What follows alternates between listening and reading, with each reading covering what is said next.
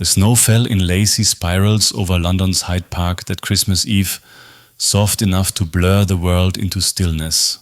Catherine Hale, the youngest woman ever to lead a multinational finance firm, walked alone among the lights.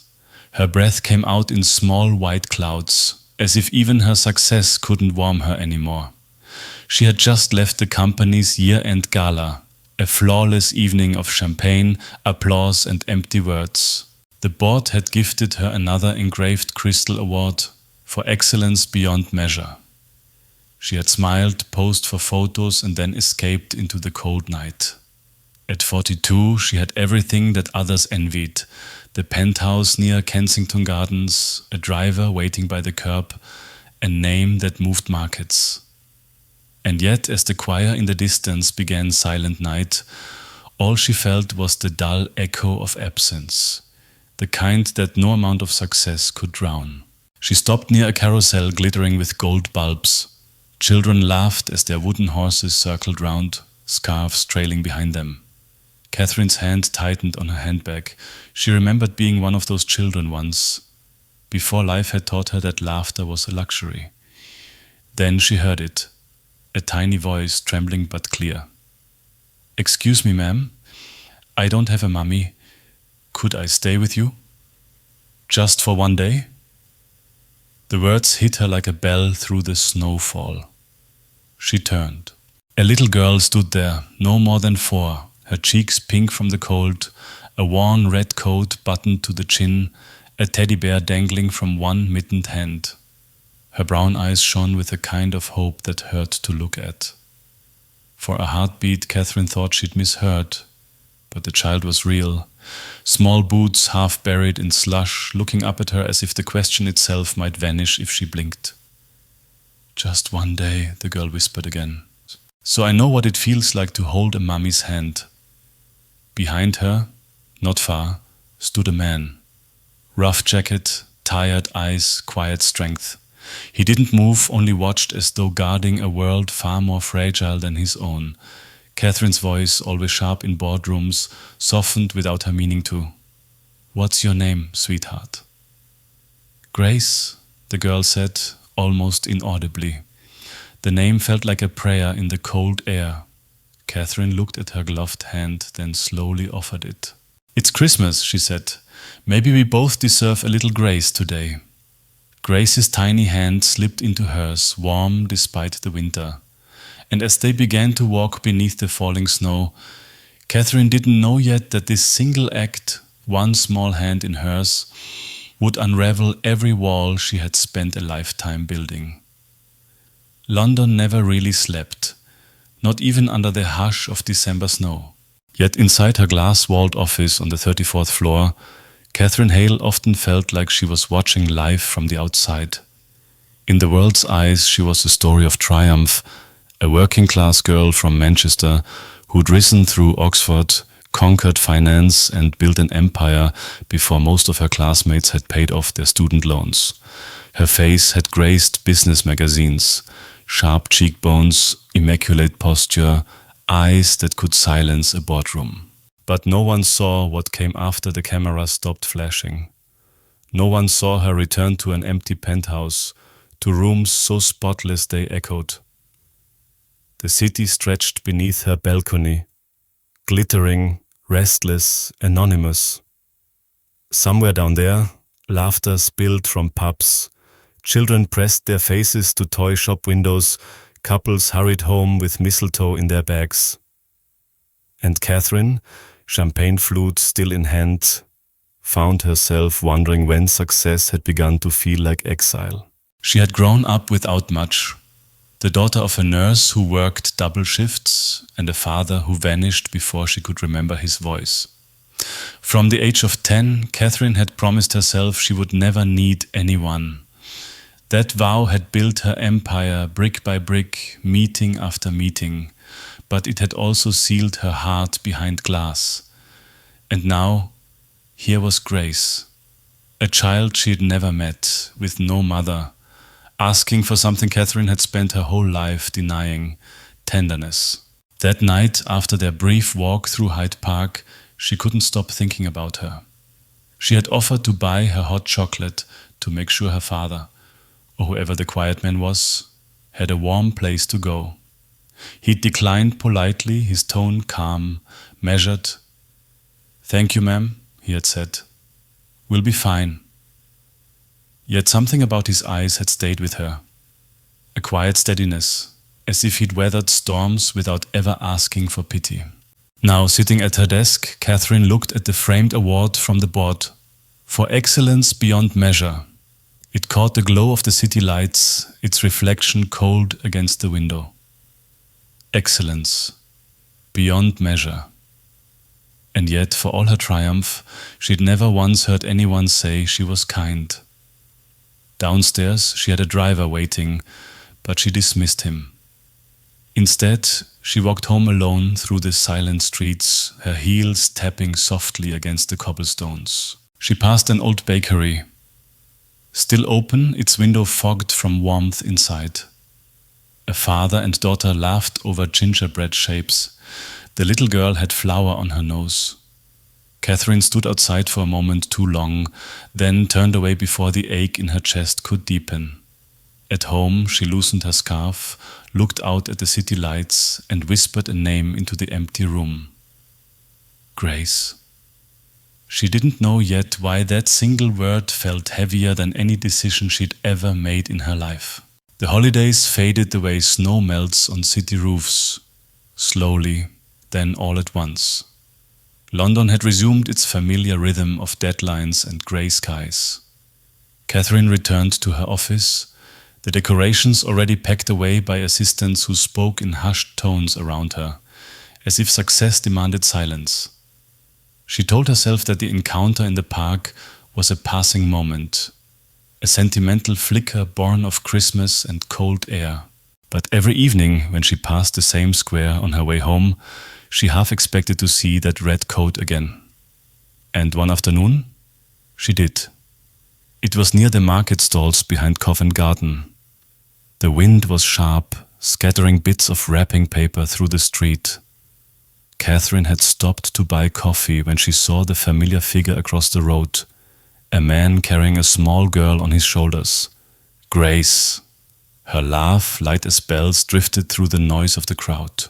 Catherine froze, the paper cup warming her gloves. She didn't think, she simply crossed the street. Grace? The little girl turned, her face lighting up with recognition. "Miss Catherine," she cried, nearly wriggling out of her father's hold. David Clark looked up, startled. He was taller than she remembered, built like someone who worked with his hands, not numbers. His jacket was worn, his boots scuffed, but his eyes were calm, kind. "I'm sorry," he said quickly, lowering Grace to the ground. "She remembers everyone she meets. I hope she didn't trouble you before." "She didn't?" Catherine interrupted softly. "In fact, she reminded me what kindness looks like." David's expression shifted, part surprise, part relief. "That's rare to hear in this city." Grace tugged at his sleeve. "Daddy, can we get her a cookie? You said we should thank people properly." Catherine laughed, a sound she hadn't recognized in years. "Only if I can return the favor." Minutes later, they sat together on a bench, steam rising from their paper cups, crumbs of shortbread scattered between them. Grace spoke in bright, unfiltered bursts. About her wooden toys, her favorite bedtime stories, the dragon her dad had built from leftover timber. Catherine listened, caught between amusement and ache. She hadn't realized how much she missed conversations that had no agenda. When Grace ran off to chase pigeons, David glanced at her. "I didn't thank you properly that night," he said. "You didn't have to stop. Most people wouldn't." She looked down. "Most people don't get asked to be a mother for a day." David smiled faintly. "You did it well." That simple sentence, quiet, unadorned, sank deeper than praise ever had. As the afternoon light turned amber, Catherine found herself asking, almost impulsively, "Would you both like to join me for dinner sometime?" David hesitated. "We wouldn't want to intrude." "You wouldn't," she said. "It's just..." Been a long time since my home had any laughter in it. And there, beneath the soft hum of London traffic, the first thread of something fragile but real began to form. The start of a bond none of them yet understood. The night they came, London glowed under a thin silver fog. Catherine had spent the whole afternoon pacing her penthouse, realizing with mild horror that she owned neither children's plates nor anything resembling warmth. She ordered takeout, fish pie and apple crumble, the sort of comfort food she hadn't eaten in years. Then she caught herself checking the clock every few minutes, straightening cushions that didn't need straightening. When the knock came, it startled her. Grace burst in first, clutching her teddy bear and staring wide-eyed at the tall windows. "It's like a castle," she gasped. David followed, awkward in a borrowed shirt, his shoulders stiff. "Sorry about the boots," he said. "Didn't want to track mud on your marble." Catherine smiled, the kind of smile that reached her eyes for once. "Marble can handle it. Sit, please." Dinner was clumsy but kind. Grace insisted on pouring juice for everyone and spilled half of it. David apologized. Catherine only laughed. She couldn't remember the last time someone spilled anything here, or the last time laughter had filled these walls. They ate slowly, the city stretching out beneath them. Grace chattered about her nursery, her drawings, her father's workshop. David said little, but when he did, his words carried warmth, the kind that doesn't need polish to sound true. After dessert, Grace discovered Catherine's piano in the corner. She pressed one key, then another, giggling at the echo. "Go on," Catherine encouraged. "Make it sing." The little girl's laughter filled the room like music itself. And for a brief, impossible moment, Catherine imagined what it might have felt like to have such sounds here always. To come home not to silence, but to something living, human and tender. Later, after David had put Grace's coat back on, Catherine walked them to the door. The wind outside howled faintly along the Thames. "Thank you," David said, his voice quiet, "for tonight." Grace hasn't stopped smiling since the park. Catherine hesitated. "You're both welcome anytime." David's brow furrowed. "That's kind of you, but this isn't really our world." She met his eyes. "Maybe that's why I want you in it." For a long moment, neither spoke. Behind the glass, Grace pressed her mittened hand against the door and whispered, "Good night, Miss Catherine." Catherine knelt to meet her gaze. "It's Catherine, sweetheart. Just Catherine." When the lift doors closed, the silence in the apartment returned, but it was different now, softer, expectant. Catherine walked back to the window, staring at her reflection against the glittering skyline. Her own eyes startled her, less sharp, more alive. And for the first time in years, she realized what truly frightened her wasn't loneliness. It was the possibility of being loved again. The snow returned to London a week later, quiet, thick, the kind that muffled sirens and softened every sound. Catherine had invited them again, this time for tea and biscuits. Grace was upstairs, curled on the sofa with a coloring book, while David lingered by the window, staring at the blur of white over the city.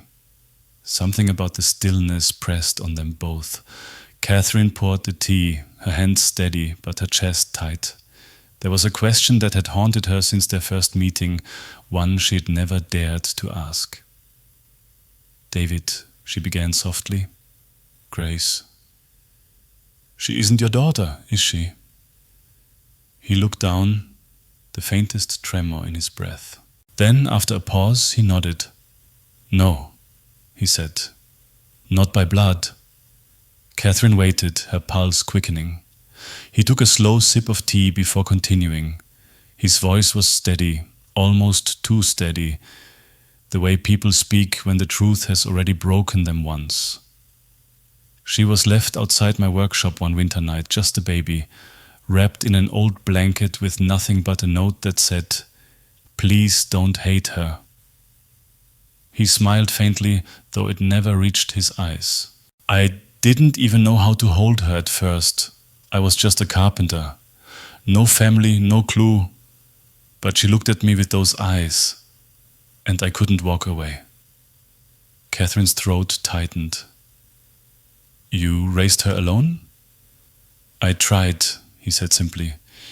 Sold most of what I had, took odd jobs, repairing roofs, fixing shelves, whatever kept the lights on.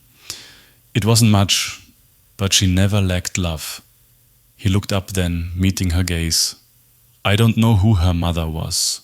I used to think one day someone would come back for her, but no one ever did. Catherine's fingers tightened around her teacup. The words struck something buried deep, a place filled with silence and sterile hospital light. I understand, she whispered. More than you think. He studied her for a moment, sensing the fragility behind her poise. You lost someone. Her laugh was soft, brittle. A child I never got to hold. The confession surprised them both. She hadn't spoken those words aloud in years. She told him about the pregnancy, the hope, the loss, and the man who couldn't bear to stay afterward. David listened without interruption, eyes steady, hands folded. No pity, no shock, only quiet understanding. When she finished, the room fell still except for the whisper of snow against the glass. Maybe that's why Grace found you, he said finally. Maybe she knew you needed each other. Catherine looked away, blinking hard. I don't believe in fate. Neither did I, he replied, until the night she appeared on my doorstep. Outside, the snow thickened, turning London into a city of ghosts and light.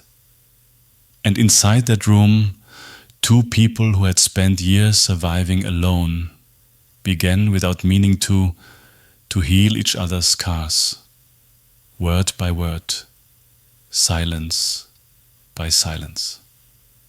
The days that followed fell into a rhythm Catherine hadn't known she missed, mornings with laughter, evenings with crumbs on her spotless floor. Grace had become a constant presence, drawing on her office whiteboard, asking endless questions about clouds, dogs, and why grown-ups worked so much. David would arrive after his shifts, his hands rough from wood and wind, bringing the smell of pine and sawdust that somehow made her sterile apartment feel like home. They cooked simple meals, drank tea that always went cold before they finished, and spoke about things that had nothing to do with business or loss. For a while, Catherine let herself forget that this wasn't hers to keep.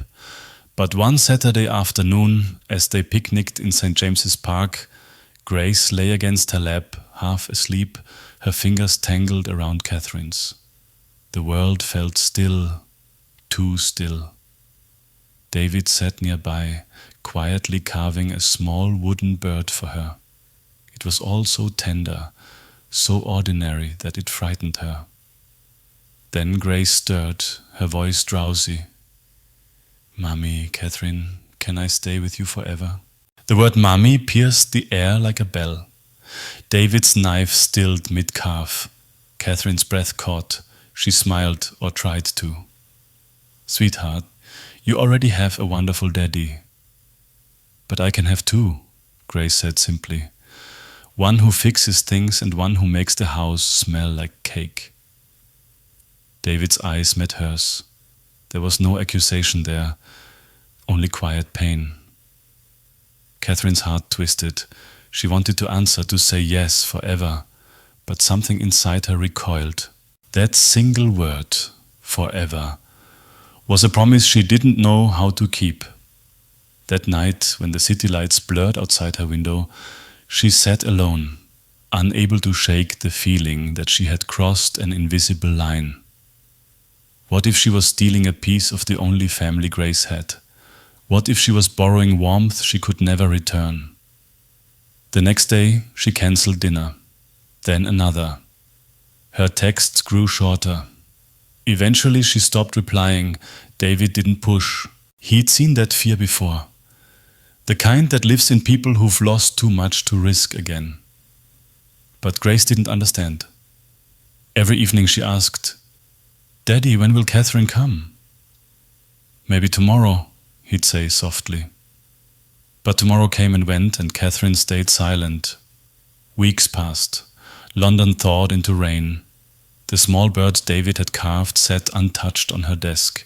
She tried to bury herself in work again, to let the meetings and figures drown out the ache. But they didn't. Late one night she caught her reflection in the glass. Flawless suit, perfect hair, and eyes that looked tired in a way no sleep could fix. For the first time she admitted the truth aloud. "I'm scared," she whispered. But the city didn't answer. Only her echo returned, faint, trembling, almost like a child's voice asking, "Can I stay with you, just for one day?" The rain had turned relentless, washing the color out of London. In the weeks since Catherine vanished from their lives, David had done what he always did, kept going. He built, fixed, and smiled for Grace's sake. But at night, when she coughed in her sleep, something inside him knotted tighter. It started as a cold, a small fever, the kind he thought would pass. But by the third night, Grace's forehead burned, her tiny breaths shallow and fast. The clock read 3 a.m. The world outside was silent except for the hiss of rain. David wrapped her in his coat and ran. By the time he reached St. Mary's Hospital, his arms ached and Grace barely stirred. The nurse took one look and rushed her inside.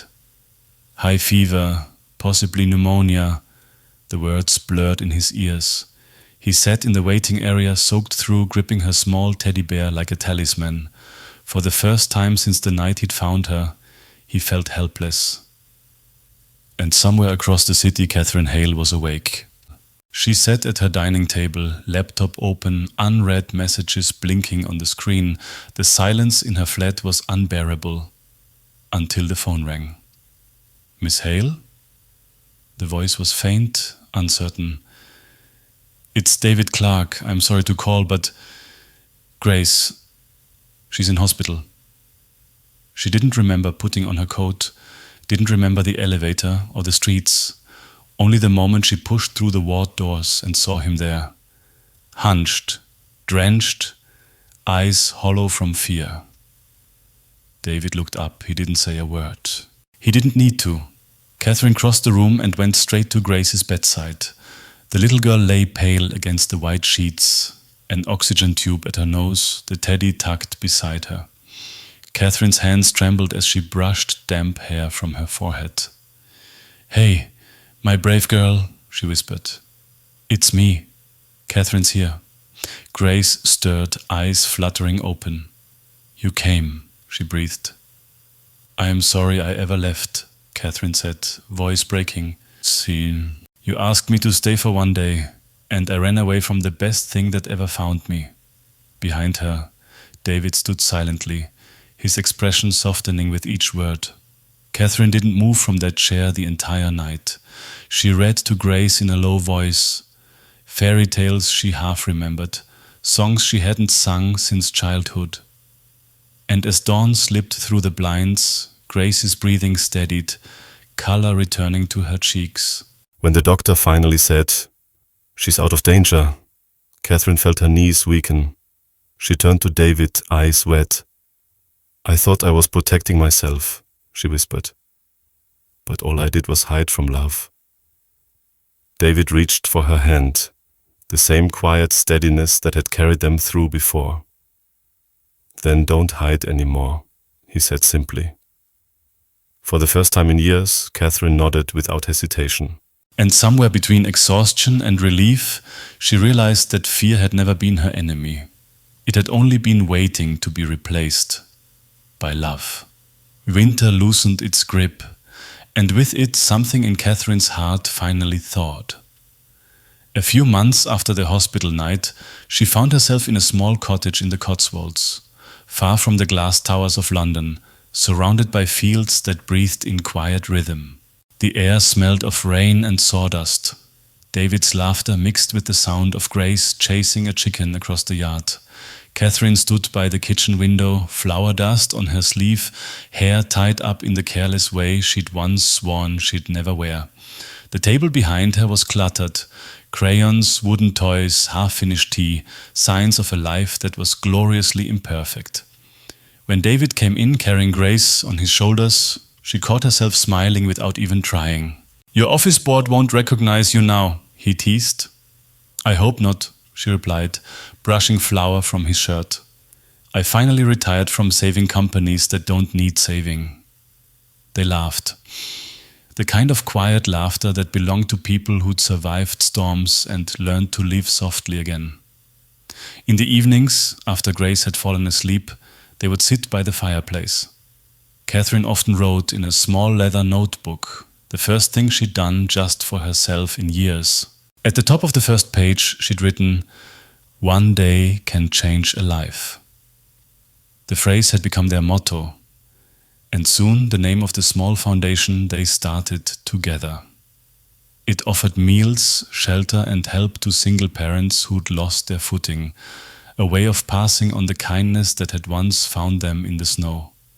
One late afternoon, as the sun dipped low, they returned to London, just for a visit. Hyde Park was dressed in gold, the air crisp and familiar. They stopped by the same bench where Grace had once asked that impossible question. Grace, now taller, brighter, squeezed their hands. "Can we stay here all day like before?" David smiled. "We already did, love. We've been staying ever since." Catherine knelt, brushing a strand of hair from Grace's face. "You once said you didn't have a mummy," she said softly. "Do you still think that?" Grace shook her head, eyes sparkling. "No, I have two. One who fixed things and one who stayed." For a moment, Catherine couldn't speak. The world around them, the laughter, the music, the late sunlight, blurred into something infinite. She looked up at David, his gaze steady, warm. "I never believed in miracles," she said quietly. He smiled. "That's the thing about them. They don't need you to believe. They just need you to open the door." Snow began to fall again, light, gentle, like a memory. And somewhere between those flakes, that park, and the echo of a child's laughter, a new family took root. Not from blood, but from choice. Because sometimes all it takes is a single question from a small voice in the cold. "Can I stay with you? Just for one day?" Call to action, YouTube outro. If this story touched your heart, leave a comment. What would you have done if a child asked you that question? Don't forget to like, subscribe and share. Because sometimes sharing one story means giving someone else their one day.